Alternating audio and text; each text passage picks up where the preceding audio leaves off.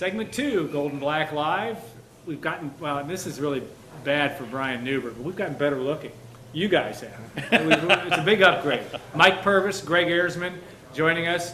You have a graphic, and so I shouldn't point. You shouldn't point anyway. So I've been taught that, schooled that by people over the years. But Mike, welcome to the show.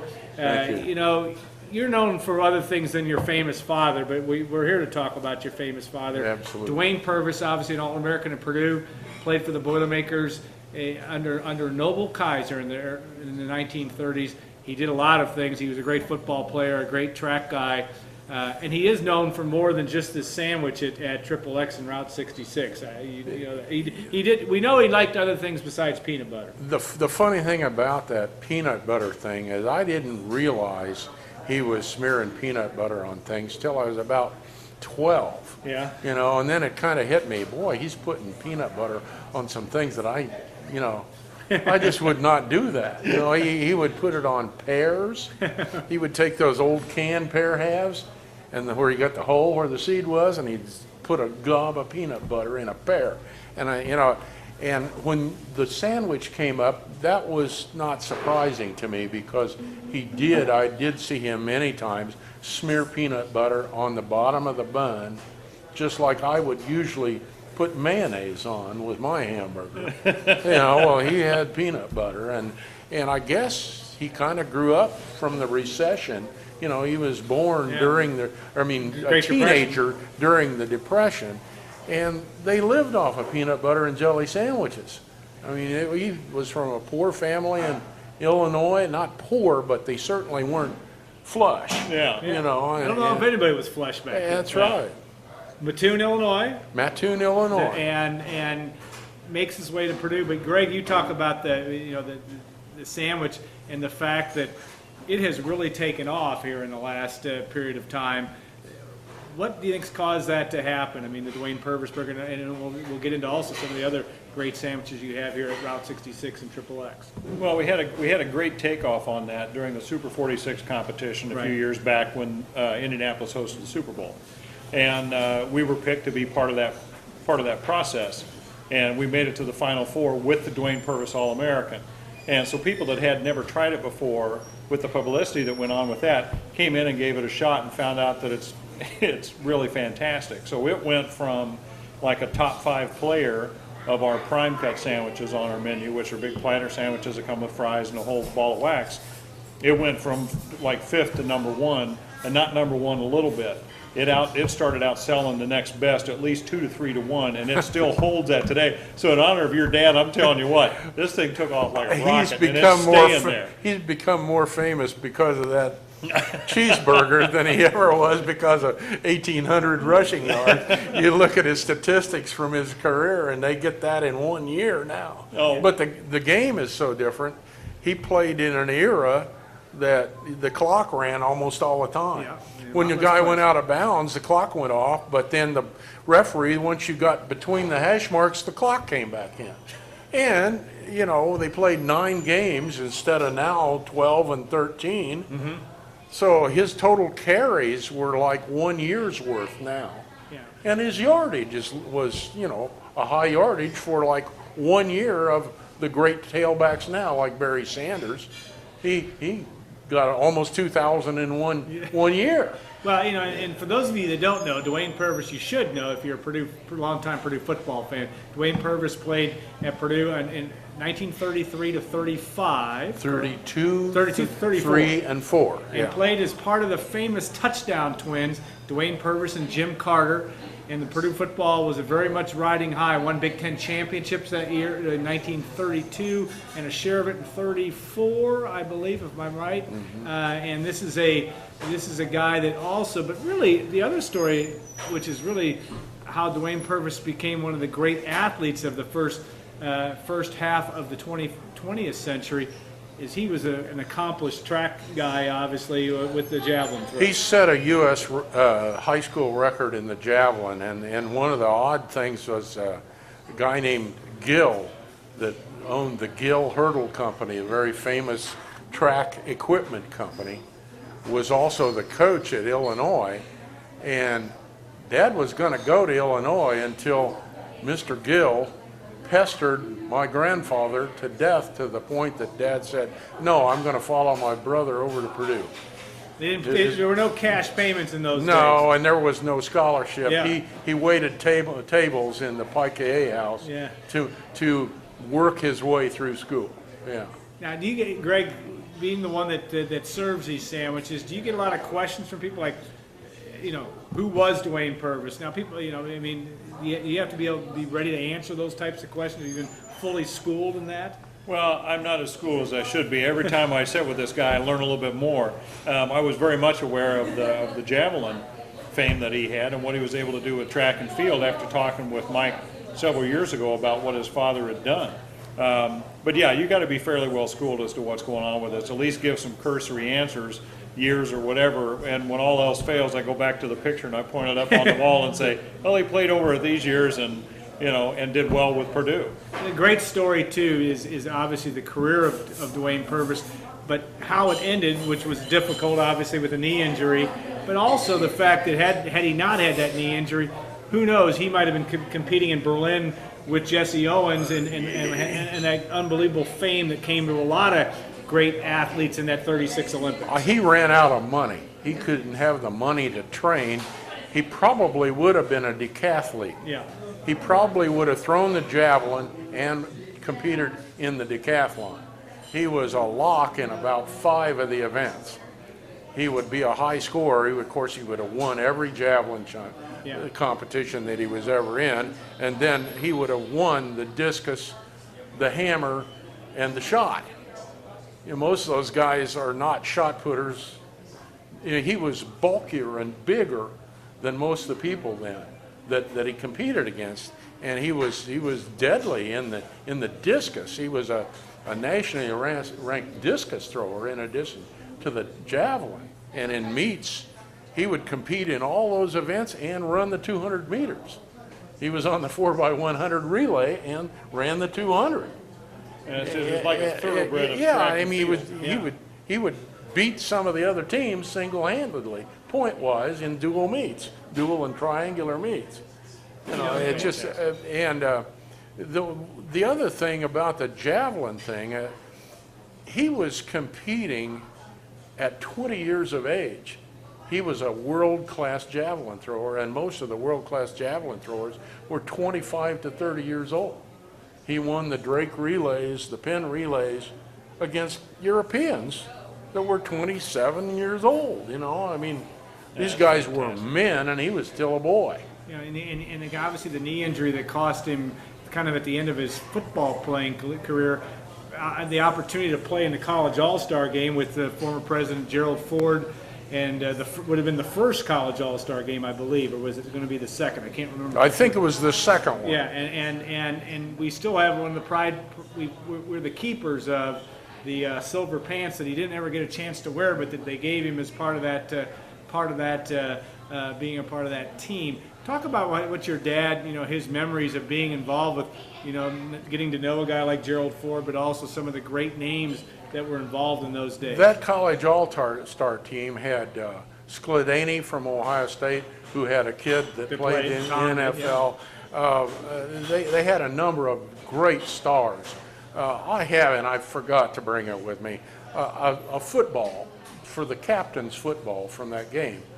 Dad and a guy, Cotton Warburton from Southern Cal, were the co-captains of that East-West Shrine in San team. Francisco, yeah. And I've got that ball, and it's a white football. I used to kick it around the backyard.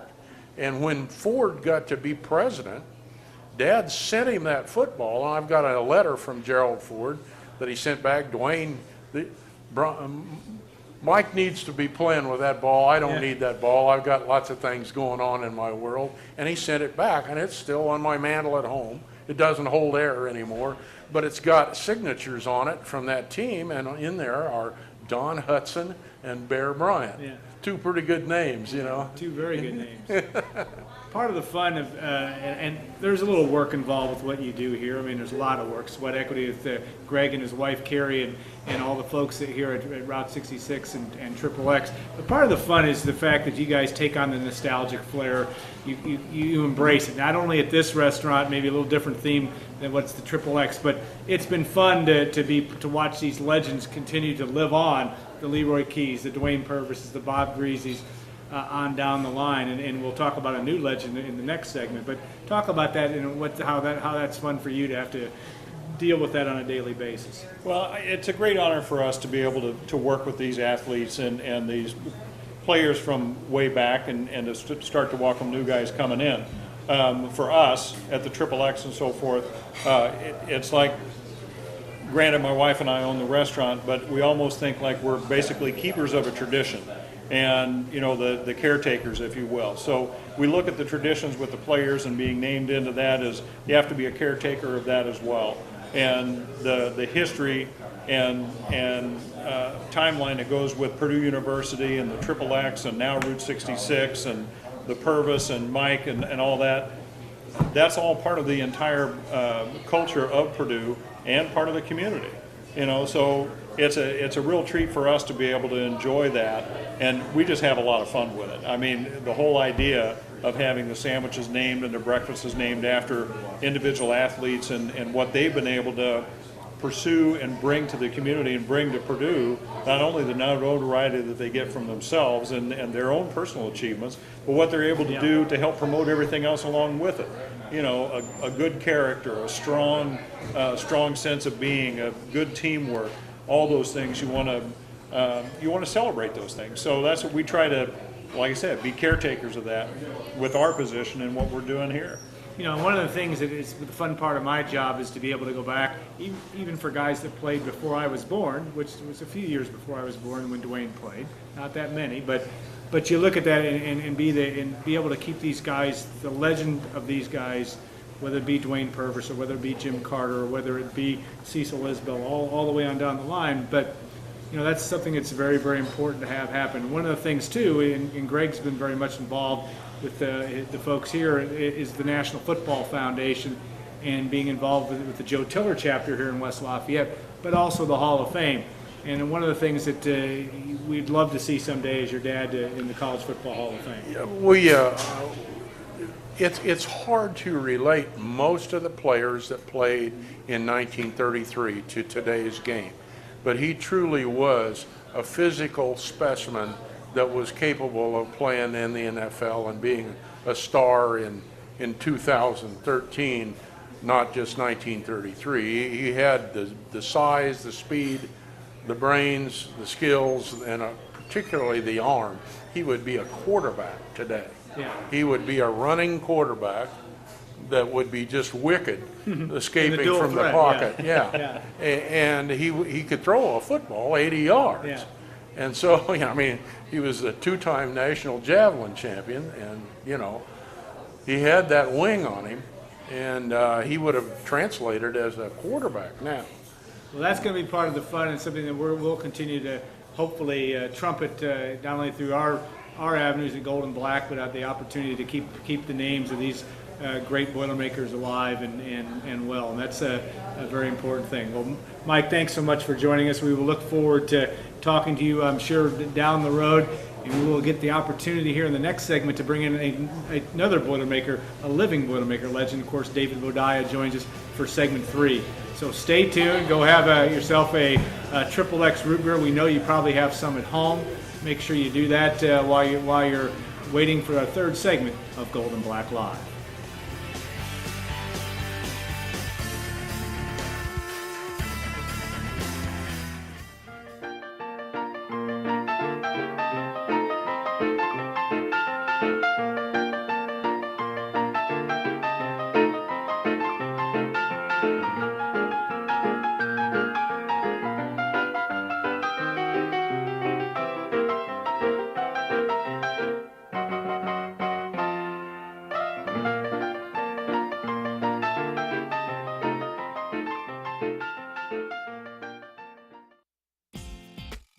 Purdue students, find your home away from home with Basham Rentals. trusted for 3 generations to provide quality student housing. We are now leasing for next year, so call us to learn about our apartments and townhomes, all located at the edge of campus. We're eager to share information on our many units, supported by 24-hour maintenance. Basham Rentals. Call us at 743-8367 or look for us online at mybashamrentals.com or boilerapartments.com. Going to the Purdue game? Stay at Hilton Garden Inn, West Lafayette at the Wabash Landing. Your family will love the well-appointed guest rooms, the pool, whirlpool, fitness center, the breakfast buffet, and the amazing Hilton Garden Inn staff. Located just 4 blocks from Purdue University, Hilton Garden Inn has long been the choice for Purdue fans. Call today for a reservation and make Hilton Garden Inn your #1 choice. More than the players on the field. More than coaches on the sidelines. More than the fans in the stands. More than just scores at the end of the night. It's the action, the stories, the heroes. It's the Friday Night Frenzy. It's the Friday Night Frenzy, and it's only on News 18. High school football from where you live.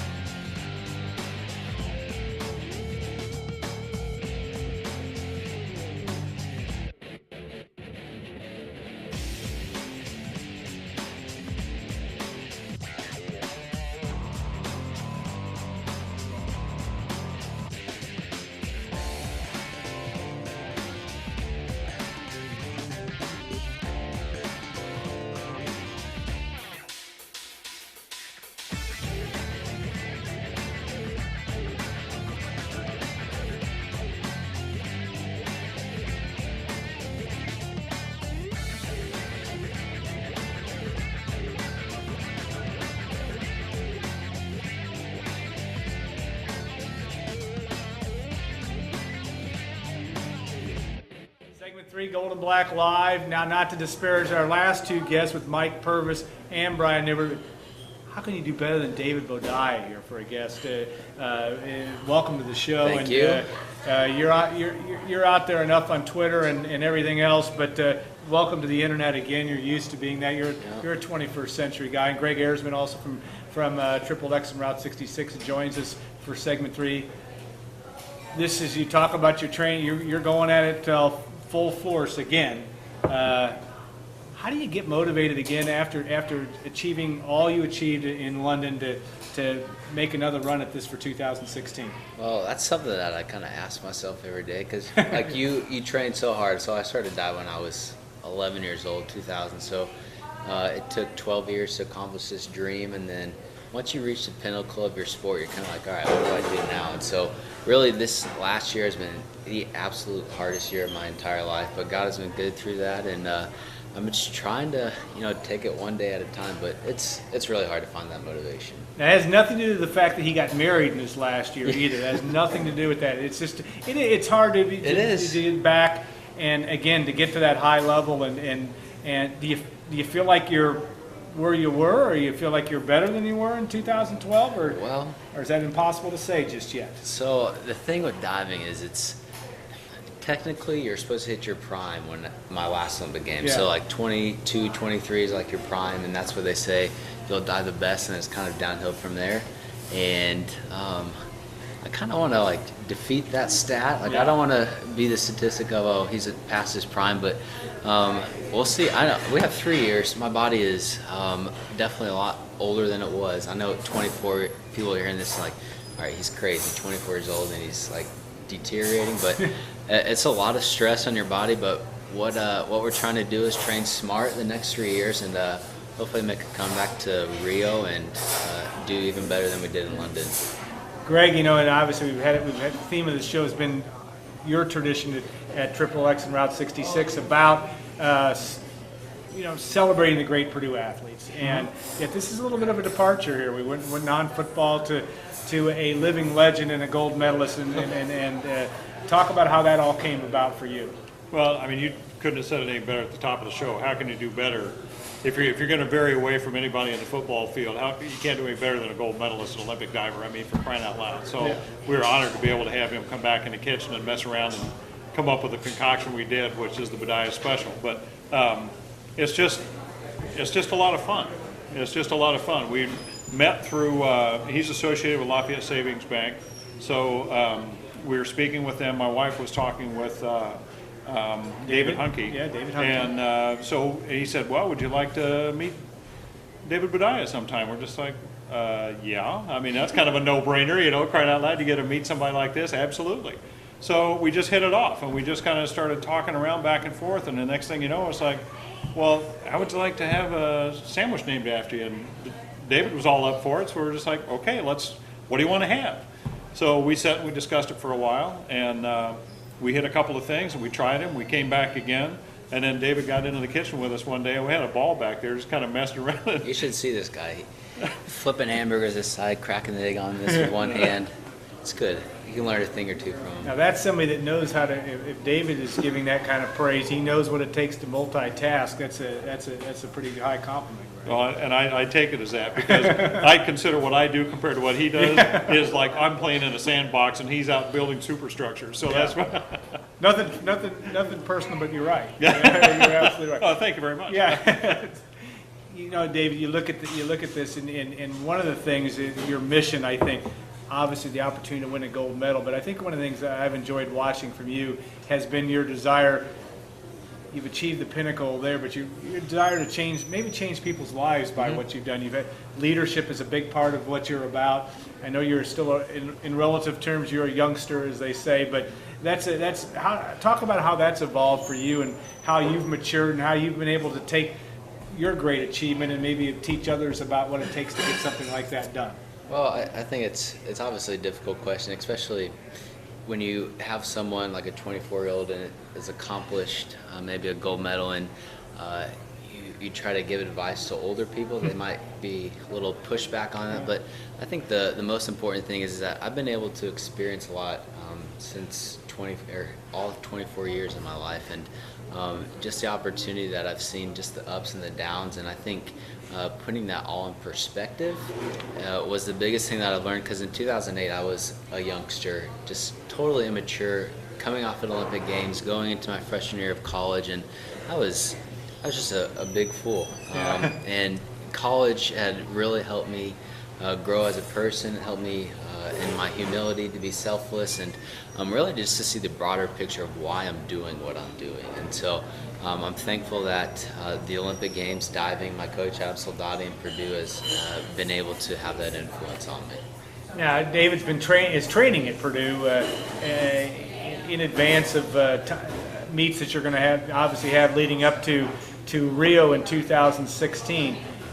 You know, and David spoke at the chamber event and was the keynote speaker for that. I thought you did an excellent job, knowing full well that you were a 24-year-old trying to tell us 50-somethings, you know, maybe it'd give us a different perspective of how to do things from a business standpoint, but also from a personal standpoint. Talk about, though, you've been around some unbelievable people in this time, and it's not only just the opportunity to be in London and be with all those other athletes, but talk about some of those that have impressed you or have maybe provided you with some inspiration for what you're trying to do moving forward. Well, I think the biggest inspiration obviously is my faith. That's what drives everything that I do. That's why I compete. That's why I'm here sitting. And so I think branching off of that, it just goes all through priorities, and who has influenced me and mentored me the most was my coach, Adam Soldati. And so that has been a huge impact, but I don't know, it's hard to describe. Yeah. But one of the things, we are rolling some pictures, I think, as we go, and we have a great picture of that we can't see from here, but of David and Adam Soldati when you won the gold medal. Just having that opportunity to have that happen. So many of us would love to have one chance to hit it on the screws when you had to at the very end and make it all happen like you did. But do you pinch yourself on a daily basis? Maybe better said, how do you reconcile that on a daily basis and then move forward as you try to achieve another goal? Well, I think just going back to the Chambers, Yeah. just given that opportunity by Lafayette Savings Bank to be the keynote, I think, the central message was, I think we all focus on success so much, and just being able to either what the world tells us is going to bring us satisfaction of getting rich and famous and have everyone love you. And so I think what I take that as is that that shouldn't be the fuel for it. And so I think the motivation that I've had since London and at London was just the journey that I've had. And so there's been so many highs and so many lows, and that's exactly both of those put together is what I've been able to achieve in London, was to take those experiences and learn from them and not be so upset if I didn't achieve the goal, but obviously putting everything in perspective and knowing that this is just a long journey we're all on, and we're trying to get through it somehow. We'll switch to that journey of having the Bodaya special when you eat here. How's it been received? I mean, from we were talking about the big sellers with the Dwayne Purvis All-American, but the Bodaya, I understand, is taken off quite well as well. It's taken off tremendously well. And one All of right. the things that we found when we were back in the kitchen working with it was, there's a lot of different combinations that you can make with that, when we first started doing Yeah, it. tell us what's in it first, because I know that everybody doesn't know that. Well, I'll let you tell what's in You it. got it. It has one item on it that, is different from anything else we had on the menu, which is cream cheese. So we've got cream cheese, we have American cheese, we have egg, and then we have bacon, and it's on a grilled bun. So that's kind of like the base of what we have. But the nice thing about this is, unlike the other sandwiches that we have, with football stars and stuff, and David and I talked about this, he was going, well, is that enough? And I said, well, now wait a minute. Didn't you do more than just one dive? And he's going, well, yeah. I said, well, then you get more options on your sandwich. So his is the first one that you can option it with a lot of different things onto it. If you want to add a burger, you can add a burger to it. If you want to add something else onto it, whatever we have in there, that's fine. So it gives you a lot of different ways that you can put that together. And we have people that try this many different ways and add and subtract and just play with it. And it just makes it a really great success. And the flavor, and with the hash browns and the gravy on the side, How can and you you can't beat that with anything, So I think originally it was without the egg, wasn't it? Yeah, And then we added the egg and Yeah. pizza patty. But the one thing that we cannot take out of this meal is the hash browns and gravy. I've heard people say like, "Oh, I got it without the gravy," and I was like, "No, you cannot do that. No. Like you have to have the gravy on it in the hash browns. That's what makes the meal. So if you're gonna try it, do it with the gravy in the hash browns." All right, that is expert advice. And we get so enthralled with the conversation, I forget to ask. We get questions coming in here. Besides Splash, what has been your biggest thrill as a diver? As a diver, Yeah, which is kind of a silly question. I bet you winning the gold medal. besides Splash or Yeah. besides winning the gold? Well, talk about some of the other big thrills you've had as a diver, maybe in terms of that. As far as what? Well, I mean, like the first experience getting to the Olympic Games, was that? That was it. Yeah. And obviously going in there, I wanted to accomplish getting a medal of some sort, but that didn't happen. But I think obviously winning the medals is something special, but something that people maybe don't know is that, so after every Olympics, about a month afterwards, the White House invites all the Olympians to go meet the president, walk around the White House, and then also be with the entire team. And so we did it in 2008. We went to the White House and met President Bush, and so we did it again in 2012 and met President Obama. So, I mean, just those experiences right there, that's something that not a lot of people get to do, and so that's something that I cherish a lot. What were they like? What were they? Yeah, what was President Bush Well, like? I mean, what did you take from just the personality of both men? They're obviously different guys. Yeah. So You don't have to get political here. Just tell us what they're like. I told my mom this and my dad, and they're both Air Force, and so Yeah. they're total, like, you need to address them as President Obama or Yeah. some sort like that. And so I was standing up on the stands when he was walking by, and everyone was crowding around him. I was like, all right, what can I do to kind of set myself apart, and then maybe I can go down there and meet. And so I was in the stands. I had my medal in my hand. And I yelled his name, like, "Hey, Barack!" from the stands, and he like looked up, and I asked him if he ever held one of these, and he said no, but come on down. And so everyone cleared out. We had a little one-on-one for probably about a good 3 or 4 minutes, but that was cool just to be able to mingle with your commander-in-chief. And then something that President Bush did that was different was that he actually went to the opening ceremonies, and we got to meet him before we walked out into the stadium, and just congratulated us for being there, and wanted us to be encouraged to represent the United States. So, I mean, two different things, two totally different men, two totally different dynamics of running their countries, but it's definitely an opportunity to be able to enter or meet them. Does Barack? I don't know why I hate to use that name because it's President Obama. But does he follow you on Twitter so you can direct message him? Probably not.